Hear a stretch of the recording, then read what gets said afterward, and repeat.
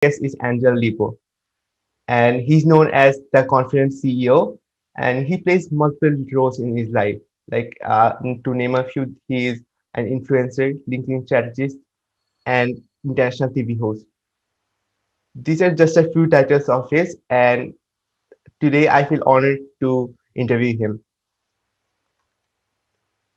So, for our listeners who don't know you, can you tell us a bit about yourself and how the journey has shaped you today? Of course, thank you. Thank you very much, Mahmoud, for having me, and thank you everybody for listening to us today. So, as you said, my name is Angel Ribo, and my brand is the CEO Confidant. And basically, both accomplished entrepreneurs and corporate CEOs, they hire me to bridge the gap globally for expansion and exposure. I basically help them take their businesses internationally as a way to accelerate the growth of their businesses. And basically, I've done that for a long time already. And the reason why my brand is what it is because when I left corporate America 5 years ago, I counted how many companies and CEOs I had held before, and in the last 20 plus years, I have held more than 1,500 CEOs in 33 different countries. So thank you for having me. Besides that, I'm also the president and co-founder of Wisdom for Kids, which is a foundation we help underprivileged kids in Latin America become entrepreneurs using the local resources. Yeah, that's amazing. That's amazing. 1,500 is really big number. Yeah, that's a lot. How Yeah, long it's a have? big number. Yeah, absolutely. So how long have you been connected to this entrepreneurship and? Yeah, so well, I've been connected to entrepreneurship for a long time, since the 90s, because all the time I was working, helping other companies develop their businesses. I was also working with indirect sales models, which means that I was helping basically resellers, distributors, to develop the business along with the companies I was working with. So I was always working with entrepreneurs, and I was always helping them with their businesses, with business strategies, and to help them go to the market along with us. So I have been then involved with entrepreneurship since then early 90s. And I have been involved with entrepreneurship in Latin America as with my charity since 2018 probably, and we have already helped more than 1,000 families since then. Yeah, that's amazing. Yeah, amazing. So how did you from where did you got the inspiration to start your nonprofit? This Yeah, is your so charity. yes, thank you. Yeah, absolutely. So basically, while I was working in Latin America, and I lived in Latin America for 10 years, and I worked there for over 15 years. So I was always exposed to poverty all the time. Every time I would go to visit some of the manufacturing plants that they were serving with the companies I was working with, all the time, those manufacturing plants would typically be in the outskirts of big cities. And those areas are typically, unfortunately, they have a lot of poverty. And it was very common for me to see kids asking me to keep my car safe while I was inside the plant, or they were offering me to clean to wash the car, or they were selling me gum or a bottle of water or something like this. So I was all the time exposed to both, very super powerful people in the continent, and at the same time to a lot of poverty. So in 2015, I had a spiritual experience that allowed me to see very clearly that I had to help those kids, and if it wasn't me, who was going to do it? So that was probably the reason I was so exposed to poverty and so exposed to business that I eventually came to me very clearly that I had to help those kids. Yeah. So from as you said that they were selling you bottles, they were selling you gums. So through their act, so we can say they are already entrepreneurial from their heart. They're kids right now, yeah, but they're still trying to sell something and earn their living. So that's entrepreneurial. Then that's it. That's entrepreneurial. So they already Yes. had it. Yeah. Yeah. Yes. So obviously, I mean, it's difficult to say they were already entrepreneurs, those kids that were selling me those things, because as you know, many families actually, they are obliged to Yeah. suggest their kids to do this, so very often this happens not because the kids want to do it, because or it's because their parents or their tutors, they're asking them to do it. So that's a big of a difference there. But Yeah. um, the communities that we go to, it's basically we talk to the community leaders and we ask them, we would like to do that. We would like to actually deliver a workshop and help your kids in your community to become entrepreneurs. And it's not that common that those kids are already entrepreneurs. Sometimes they are, but it's not that common. But again, most of the time they do it because, or they work because they have to do it. So let me tell you an example. We go, for instance, to an indigenous community in Mexico, and it's a large area. In total, there are like 180 plus small sub communities there, and many kids work, and they work because the parents are working on in coffee plantations and other sorts of places. So they actually ask their kids to work along with them because the family needs that money, right? So they need more hands and more hands and more hands. So they don't really have a choice. And what we do from on or at Wisdom for Kids, we actually work very much the mindset of those kids. We help them realize that they can really become whoever they want in their lives, and we work heavily on their self-esteem. And we really try to suggest them, or to instill in them. We use very uncommon ways to approach them. I mean, it's not, our workshops at Wisdom for Kids are not like whiteboarding or blackboarding kind of thing. It's really more like experiential. It's making sure that we connect at an energy level with them, so that from then on they really, really, really like know that they can do whatever they want, that they are unstoppable, that they are infinitely powerful. We work a lot on self-esteem, but we do a lot of playing and jumping and dancing and singing, and also we do a meditation along with the rest of the activities that we do with them. And again, we try to really the lives of these kids since the very beginning, because it took to us a long time to define and to develop this workshop, because we wanted it to make a big difference. We wanted it to make a big difference in their lives. That's really like amazing actually. Like I'm not finding the perfect word here that to describe how I That's feel. good. That's Yeah. good. Yeah, yeah, yeah, yeah. But as you know, I think it's important to expose people to new knowledge and to new experiences. And it took almost 2 years and two PhD students to develop the workshop that we're delivering today. So yeah, I mean, we have really invested a lot of time in making sure that what we do with the kids is really impactful and it's going to stay with them for the rest of their lives. Okay. So like, how long did it take to make those workshops? Yeah, well, I mean, it took to us 2 years to develop them, but it's basically two hours long workshops in which we pack really a lot of many different things. But it really flows very well because it's all about having the kids super excited for two hours. So it's really fun, and obviously, um, I mean, kids are magic, right? I mean, kids have this ability to really enjoy life like no one else, right? It's a blessing to be able to work with kids and to teach them things. So it's 2 hours, but it's really, when we go back to those communities, they really remember us and they really are excited about what they did, what we did with them, in when we first engaged with them.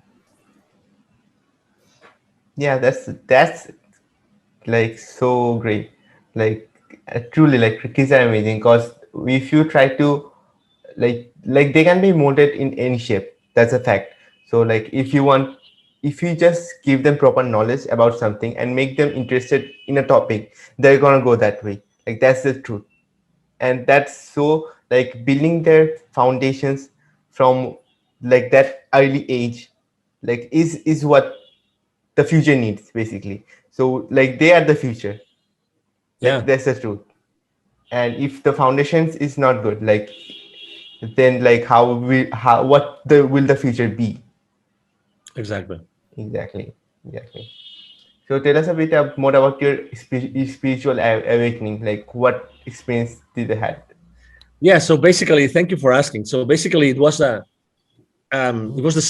It's actually the second time that I feel this like super rush of energy. It was a Saturday morning. I was in a hotel. This incredible rush of energy went through me, and I started crying for no reason. And all those images of those kids I had met in Latin America started to come at me all the time. And I was for a few minutes crying under the shower, on my knees, and I really didn't know what that meant. But I'm having chills now as I'm explaining it, because it was really an intense experience, and I remember it was extremely sensitive and emotional for the rest of the day. But that meant something, right? I mean, I think that it's the second time in my life that I really listened to what the universe was telling me. Just to, I really believe that everything happens for a reason. For instance, and I want to really support you, Mahmoud, a lot, because I really admire you and I'm impressed by you, because you are a very young man, but you said I want to have my own podcast and I want to do it no matter what. And he's at the other side of the world because he's in Bangladesh and I am here in Dallas, in Texas.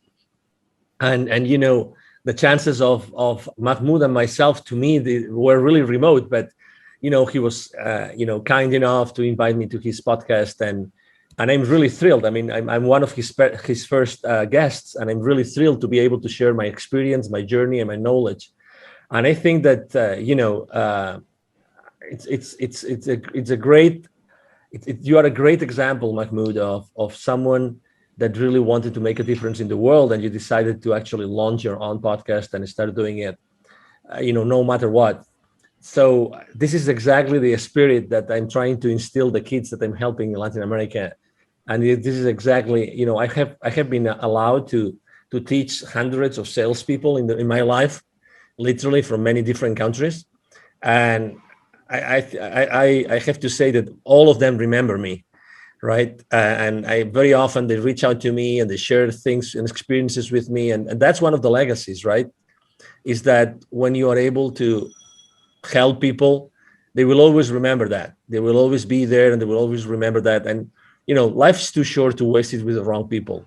And let's make the most of the time that we are together, and let's make the most to help your audience, because at the end of the day, I'm sure that you, Mahmoud, you're doing this to help your audience. You want to inspire people with content, with good content, with valuable content, and with also nice stories that are going to inspire other people to do things and to take action. And I tell you, everybody who's listening to us today, it only takes your will. It only takes your will to take action. My favorite business mantra, is taking perfect action now. Anybody can take any action, and you don't know what's that's going to take it, right? And everything happens for a reason. For some reason today I had to be on this podcast in Bangladesh, and I'm so blessed to be here because I'm able to answer Mahmoud questions, and I'm able to help his audience and to skyrocket his podcast. And I'm going to support you, Mahmoud, as much as I can on my social media whenever the episode is uploaded and is published and everything. So this is what life is about, and I really want to commend you for doing what you do every single day, Mahmoud. Yeah, thanks a lot. Basically, I'm very flattered to hear that. Like, yeah, yeah, like every single word that you said was extremely like absolutely true. It actually is only will, like the first and the only thing. Not the only thing, but like the most important, like the core thing that takes is the will and the ability to take action with it. Yeah, so like that's the main thing. That's if you're not discouraged. So if uh, as everyone else, so most people are discouraged before starting anything else. But if we Mhm. have enough willing power, then we will get through it. Like that's the truth. And but like the kids that you're helping, like for them, it's this is the mental barrier because everyone else is making like thinking that or like forcing them to think that nothing's gonna happen, like nothing's good gonna happen, like that's one of the thing. And if we are able to like it doesn't matter who it is, but if anyone is able to help grow this willingness in a kid, then he'll do great in the world in the future, and make a difference in others' life. And And you that's mentioned, sorry to interrupt you. yeah, Continue, absolutely. continue. Nah, No, no, you no, go no. I ahead. was gonna say because you mentioned something which is really important, and you mentioned discouragement, right?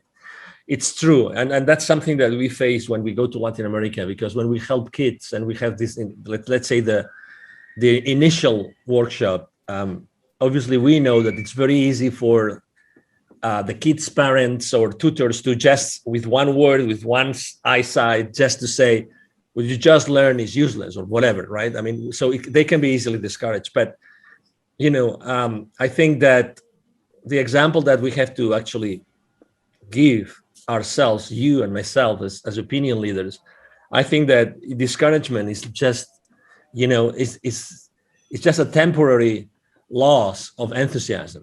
That's what it is. So, I think that we should, and we do teach the kids that, there's no such thing as a failure, and that everything happens for a reason. There's always, all the time, there's a reason why we have to do things, and there's a reason why we have to perform certain activities and do certain things. So um regardless, everything happens for a reason. I was yesterday, I think it was Tony Robbins, like seven basic principles that he runs his life by. And Tony Robbins, obviously, he's a very powerful, he coaches very powerful people in the world. And one of the things that he was saying was, it's everything happens for a reason. And it's true.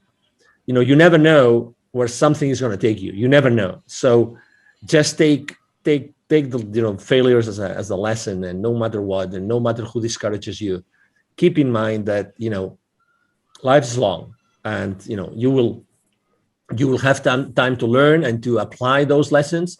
And keep going, keep going, keep going. You are infinitely powerful no matter what. Yeah, absolutely true. Like, you just reminded me of one quote. Like this quote was like it's from Elon Musk, and like I heard it from, like, I guess, I'm not sure. Like maybe it was a show on Mind Valley, by her, like, by his mother, Elon Musk's mother, or maybe a webinar. So she said that when the first rocket failed, like like up before launch, Elon Musk didn't said that we failed, or he was not sad. He was excited because now we know these are the issues. Now we know more about this problem. Now we can try to find out solutions of it. So I think, and everyone should think in this way, that any failure that occurs, we know that now we know which problems we have to solve, and now we know which actions we have to take to get better at it, to take a better approach, and to take another way, or build a new way to go where we want to go, or maybe we can go further than we how we plan. And I that's, agree. yeah, absolutely. And this is a like very powerful statement, because like I guess 90, I'm a very big fan of 80/20 rule. So I'd say 80% of people are discouraged, or like see failures as like that's it, that's end all, like that's end all, and they are not learning from it. So, and from also a book, I'm not sure like the name of what's the name of it was. So it said that until the time you learn from your mistakes and get better at it, you're gonna keep failing on that thing.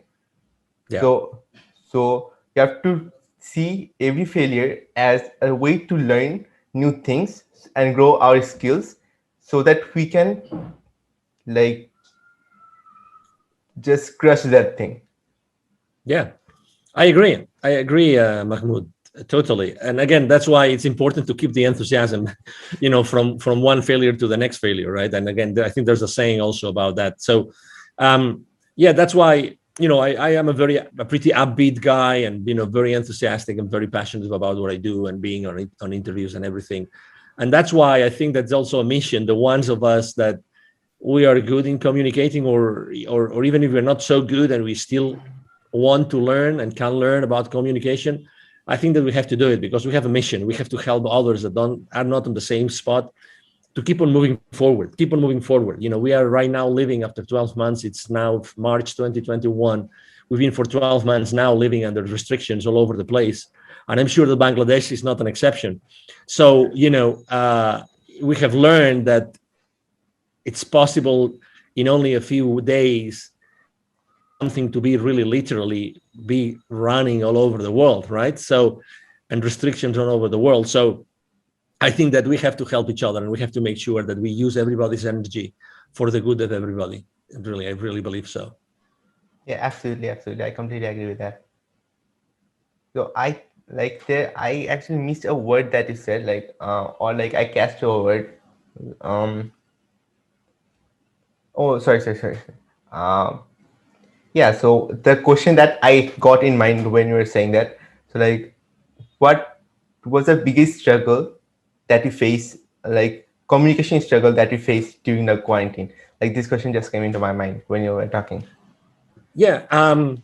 Well, first here in Texas, I think we only had 1 or 2 weeks of lockdown. So, I mean, we really were not quarantined and people were going out on the streets still, so we've had a very, let's say, as many other countries in the world. I mean, I can talk about Sweden, about Finland, about Norway, about Serbia, Montenegro, Albania, Tanzania. I can literally talk about countries all over the world that have had a different approach as opposed to being extremely restrictive. They have actually kept, the let's say the freedom intact, so that the human body would actually adapt and everything. I mean, if you see every country has led, and every state here in the US has led, let's say, the situation in a different way.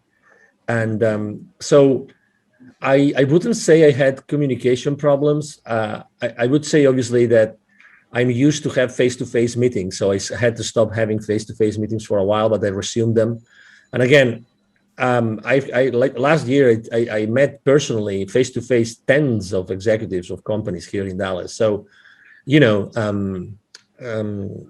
again, I think that being respectful with everybody, you can still keep on, communicating with them, and just be cautious and aware of maybe some restrictions that had to be in place. That's it. But yeah, it's a good question. I think that maybe communication wasn't the problem. Maybe connecting, right? I think that it's strange to see now someone that did not disconnect with someone. I like to say that I'm really, one of my missions in life is to connect the unconnected. And so I think that last year a lot of people got unconnected or disconnected. There were a lot of bridges between people that were burned. And again, I consider myself also as a public figure being in that spot in which I have to really diligently work to bridge that gap between the people that were, polarized or disconnected, or, fell into different sides and they could not, reconcile.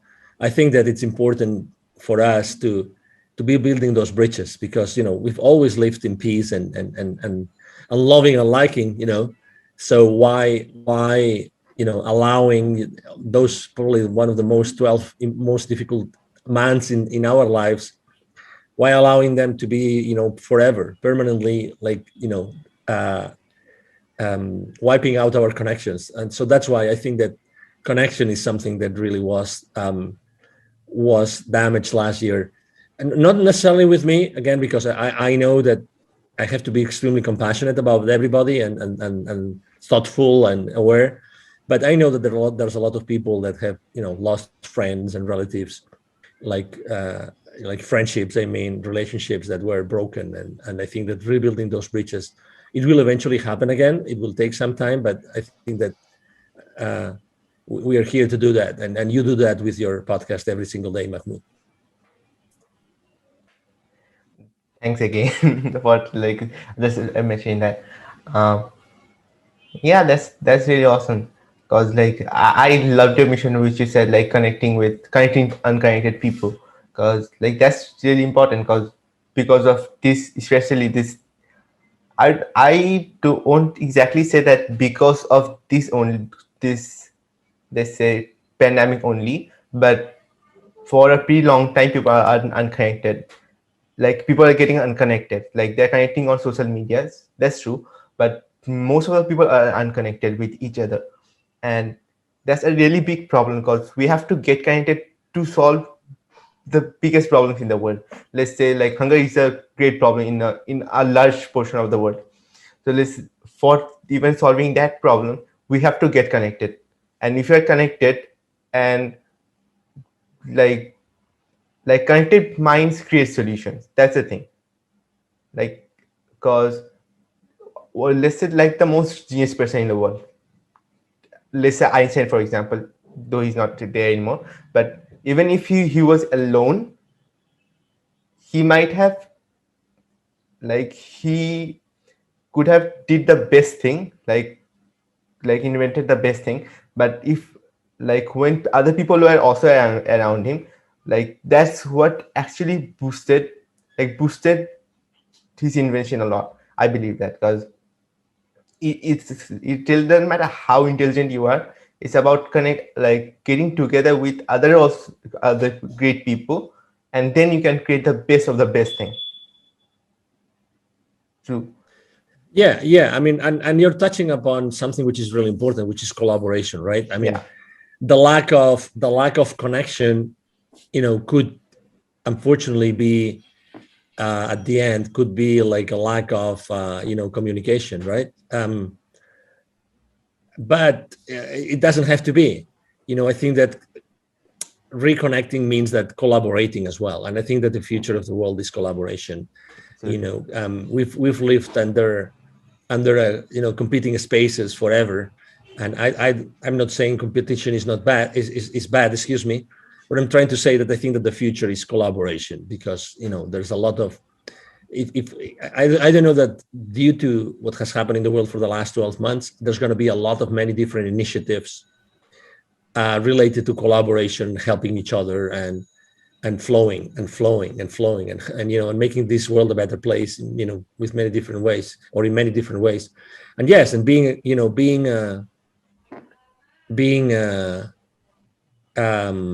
aware of this, I think, is really important today.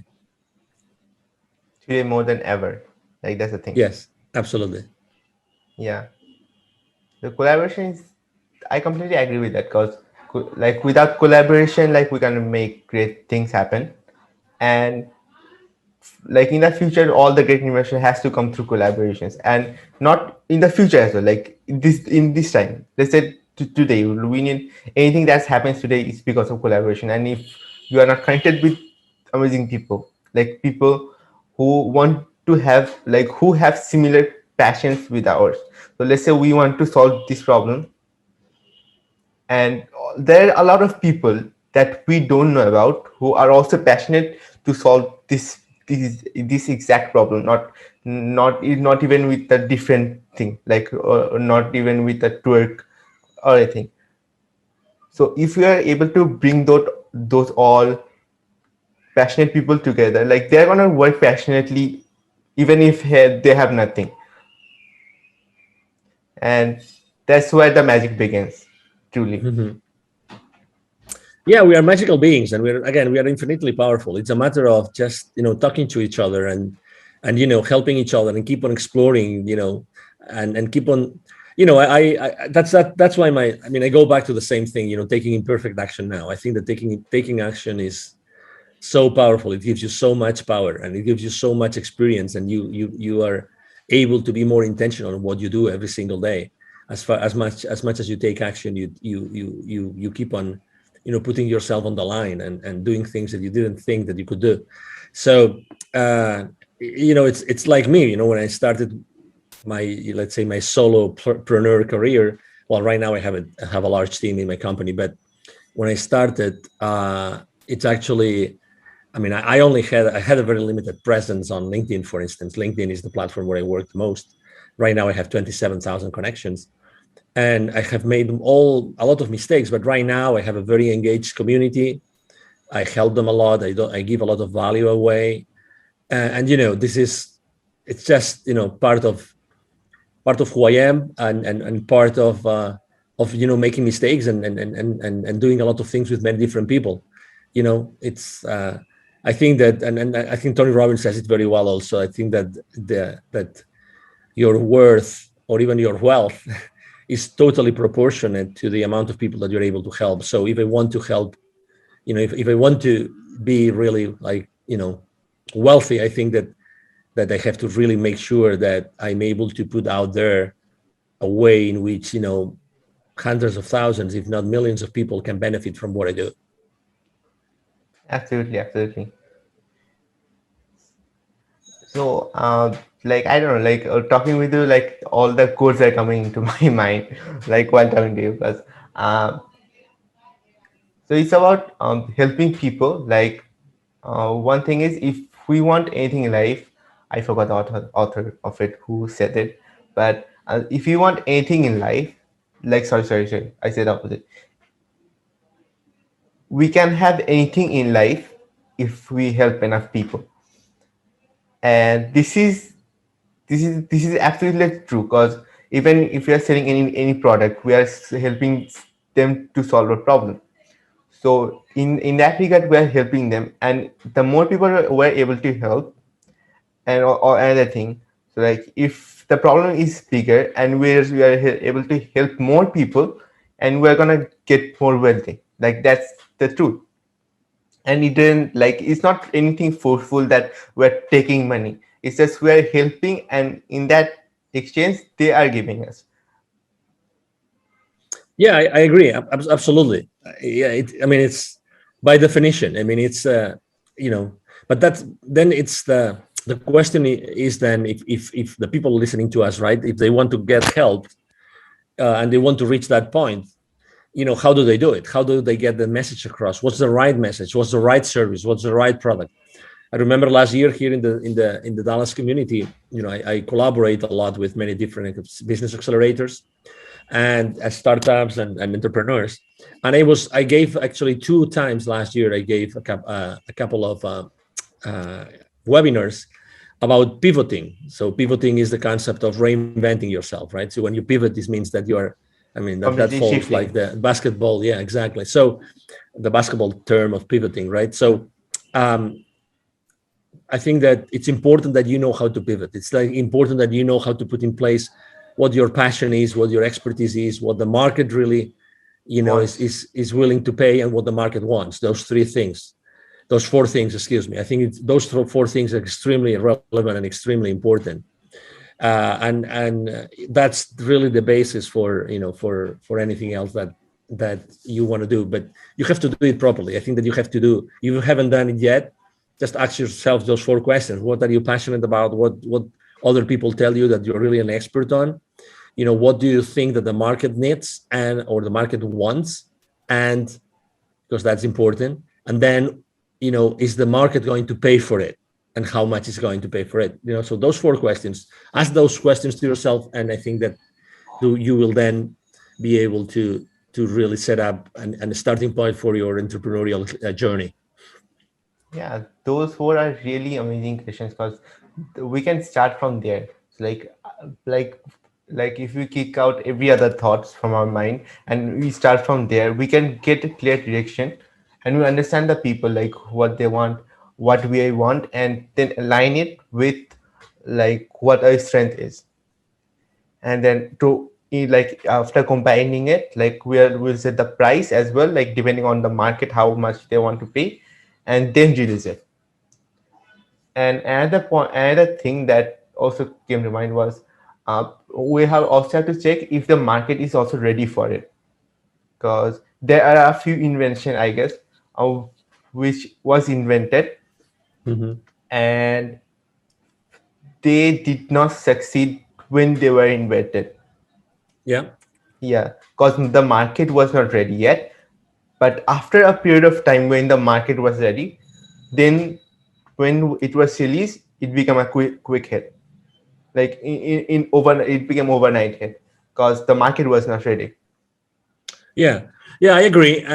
But still, I always like to ask the question of not whether a product or service is going to succeed, but how do we make it successful? I think it's a different, I think it's the right question to ask yourself, is to ask, what do you have to do, or how do you have to make it successful? I think that we should ask ourselves a different question. And that's why it's so important also what we do in the schools with the kids, underprivileged kids. It gives us, you know, again, being in touch with kids all the time. And so being able to bridge that gap between the super powerful, connect them with the super underprivileged. It's such a great experience because, again, it's bringing the authenticity of the kids and also the power of the ones that have achieved almost anything in their lives. Absolutely. Like, yeah, absolutely. Those are like, these are very powerful words, you can say. Like, these are like the definition of growth, you can say, I for me. So Yeah. now, before we like get out of like this conversation and to go ahead of our day, like, is there any last word of inspirations or any final words that you want to say? Yes, You want, definitely. So, yeah, the first thing obviously is thank you again, Mahmoud, for having me. Thank you to the audience who's listening to us today. My name is Angel Ribo for the ones that are only listening and not watching this video and they don't see the visuals here on the screen. Angel is spelled like in angel and from heaven, and Ribo spelled R-I-B as in boy O. If you want to find me, my brand is the CEO Confidant, as Mahmoud said earlier. And you can find me very easily on LinkedIn, the professional network. But you can find me easily anywhere, really, because I post everywhere. Really, I post everywhere every single day. Okay, I post everywhere every single day. So you will find me on Twitter, on Instagram, on Facebook, besides LinkedIn itself. And if you want to reach out to me directly and you want to send me an email, it's very easy. It's Angel, Angel, at angelribo.com. So Angel, Angel, at angelribo, which would be ANGELRIB as in boy O.com. And either myself or my team are going to be answering your email. So thank you very much. And the last thing I would like to leave everybody is that we are genuinely infinitely powerful and we can really achieve anything in our lives. So I would suggest you that if you want to start helping others, again, I mean, even if you're not even an entrepreneur, it doesn't matter, just to start helping others. And as soon as you start helping others and being exposed and being exposing yourself and your knowledge and your experience and your passion and your enthusiasm with others, lots of things are gonna happen and lots of things are gonna surface. I encourage you to do that, and you will see how your life changes in a very short period of time. yeah. So even while living, you just said you share your biggest wisdom, and so I'm sure people who are listening to this got value out of it. And yeah, and thank you very much for coming to the podcast. I highly appreciate your presence. And yeah, that's how we end it. And I will soon upload it. So, and bye to the audience.